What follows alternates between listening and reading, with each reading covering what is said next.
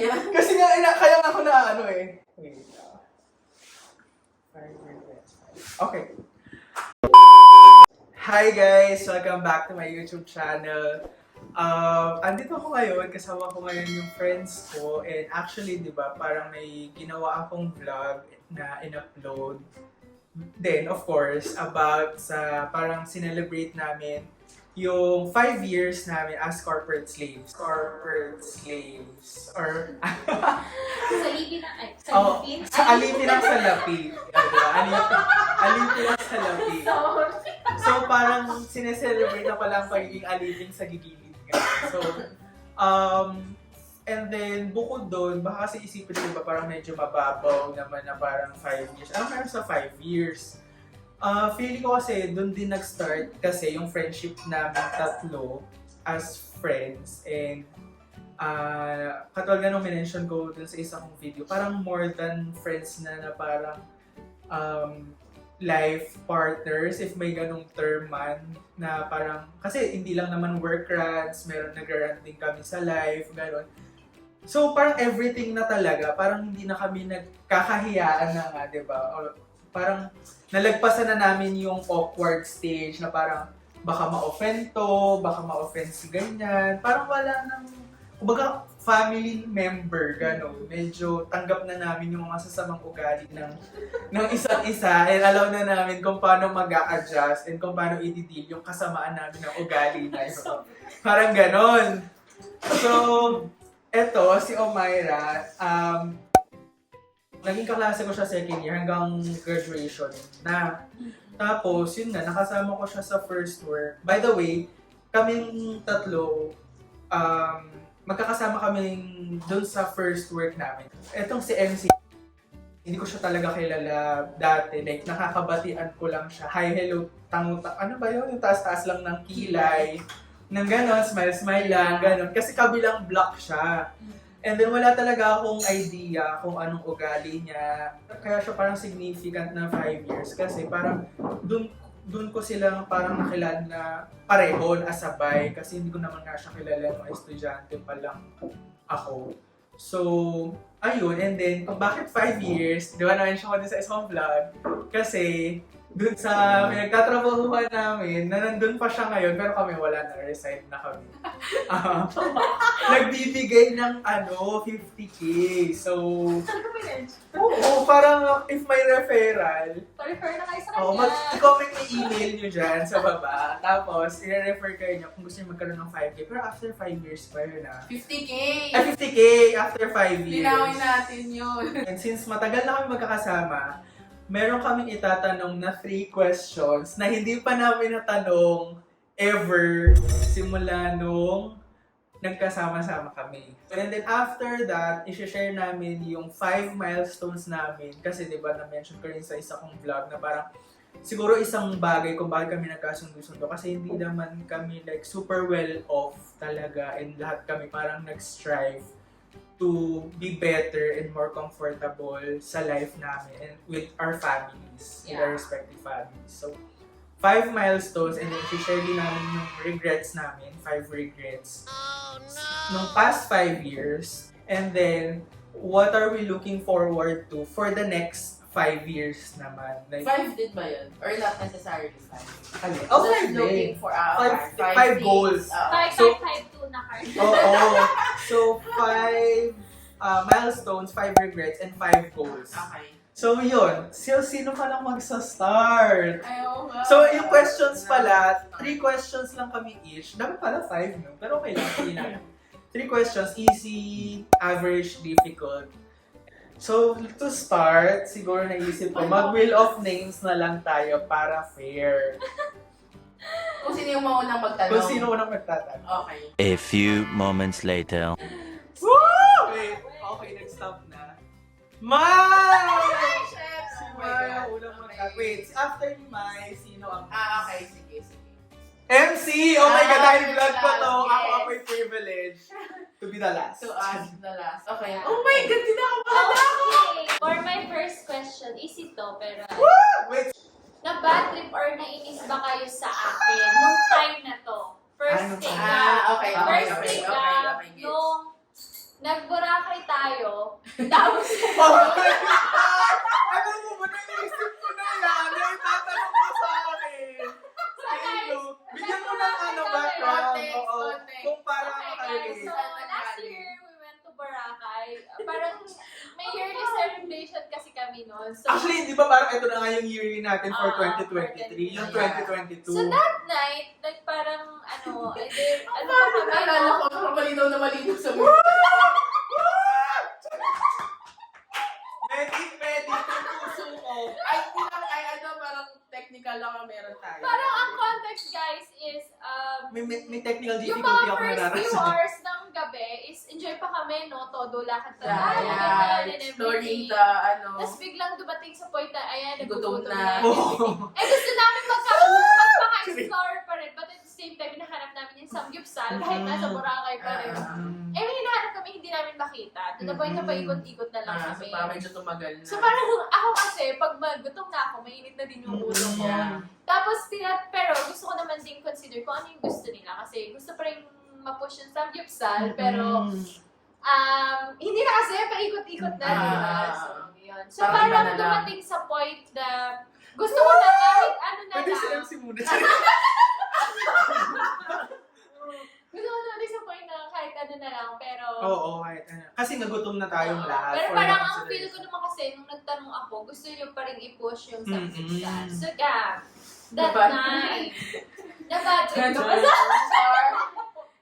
Ah, Yung totoo ka, no hard Oo, feelings. kasi ito ka pala, kailangan namin, ang condition, kailangan namin maging honest Yeah. talaga.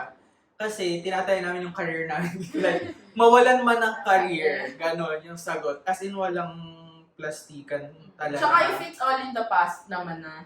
Oh, tsaka, hindi naman na at saka yun nga, hindi parang naman ang siya point na issue. is 5 years na. Yeah. Ngayon pa ba tayo magsiscreen Yeah, ng sagot yeah. natin? Okay, yeah. Parang, hello.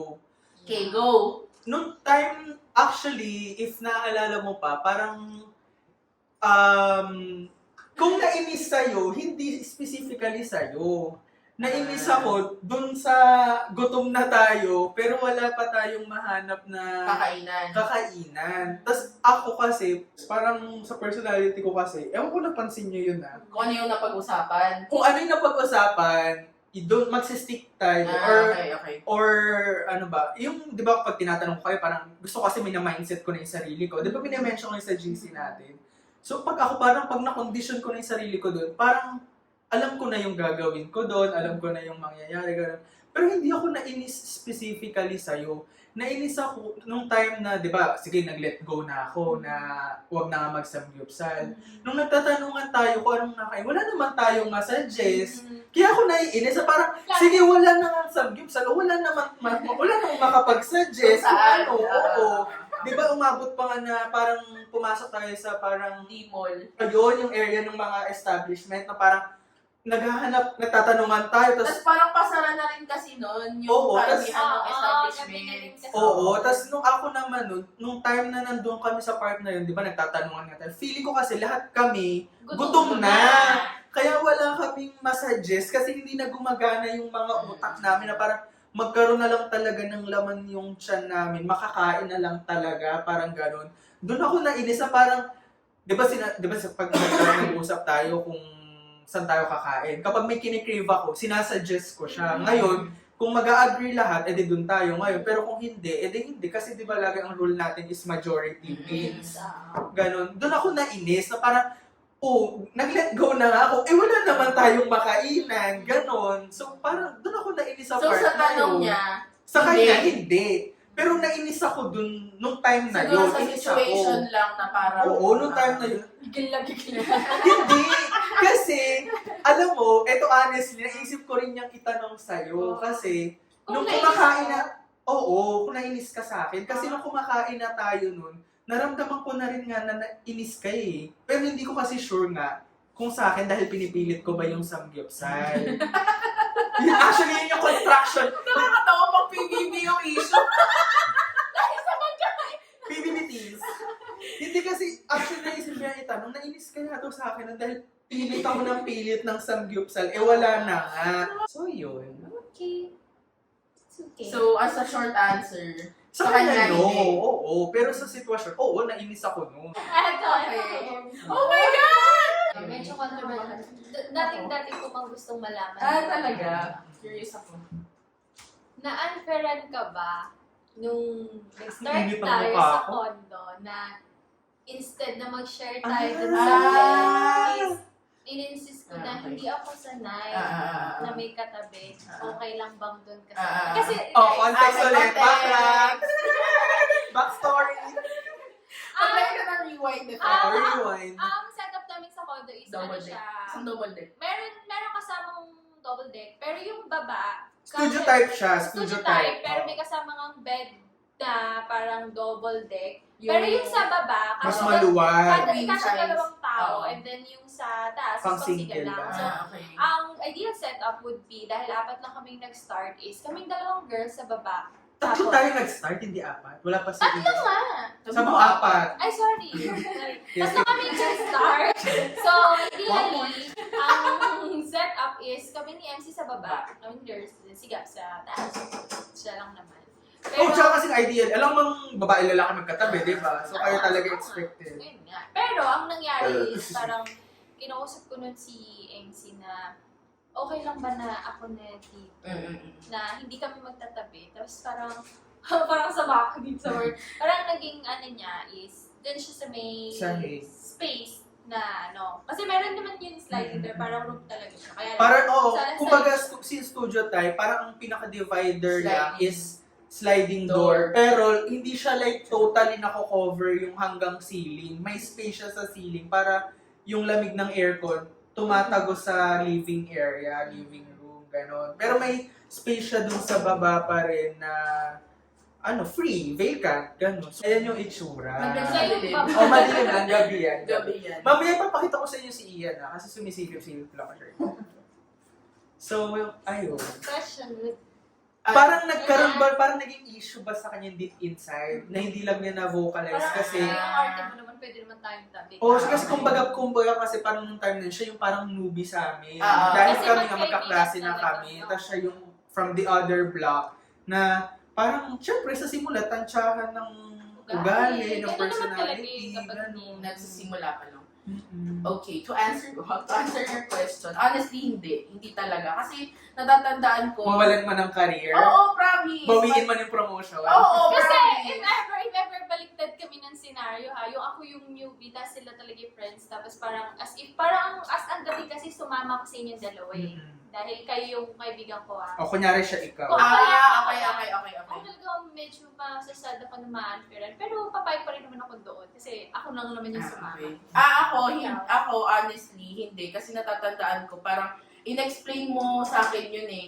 Kung bakit, parang meron pa yun na tungkol sa scoliosis mo, Oo, ganyan. Tsaka kasi parang inisip ko din na kung ako yun, I mean, yun nga, kung ako yung Ikaw nasa rin ang lugar mo, sasabihin mo rin. tapos parang kung sasabihin ko yun at hindi mo ako mapagbibigyan, parang medyo, parang ang iho-hope ko, maintindihan mo ako, na parang nire-request ko to sa'yo kahit alam kong medyo nakakahiya siya, yung parang ganong feeling. So parang I hope you understand. So kung nandun ako sa, parang nilagay ko lang yung sarili ko dun sa lugar mo. So kung ako yun, parang syempre gugusin ko na sana pumayag siya. Wala naman talagang issue sa akin yun kasi parang sa totoo lang mas gusto ko nga yung nasa sahig kasi mas malamig.